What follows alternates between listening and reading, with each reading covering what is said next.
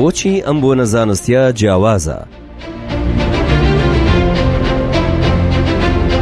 سێهەمین لووتکەی جیهانی کۆنیشانەی دەرچەی سنگ. لە هەر گۆشەیەکەوە تەماشای بکەین جاکەرەوەیەکی ناوازە دەبینن. سەرڕای هەبوونی 35 پسپۆر لە 21 وڵاتی جیاوازەوە چەندین کۆمەڵەی زانستی پشگیری لە سێهەمین لووتکەی جیهانی کۆنیشانەی دەرچەی سنگ دەکەن و لە پێگەکانی خۆیانەوە بانگەشە بۆ بۆنەکە دەکەن و هانی ئەندامانیان دەدەن بەشداری بکەن و ناونیشانی سلێمانی و کوردستانیان لە پێگەکانیان داناوە.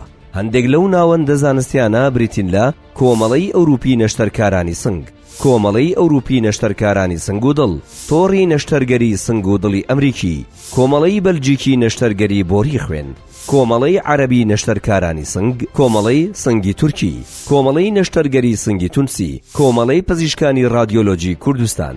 هۆکاری ئەم بەدەمەوە هاتنە گەرمە جیهانیە لە دوای فەزڵی خۆی گەورە دەگەڕێتەوە بۆ ئەوەی کە ئەم بۆ نەزانستیە بە ستانداردێکی جیهانی زۆر بەرز ئامادەکراوە. ئەگەر تۆش دەتەوێت بەم ستانداردە ئاشنابیت ئەوە پەلە بکە و ناوی خۆت تۆمار بکە پێش ئەوەی سەرجەم کورسەکان پڕ ببنەوە و دەرفەتی بەشداریکردن نمێنێت.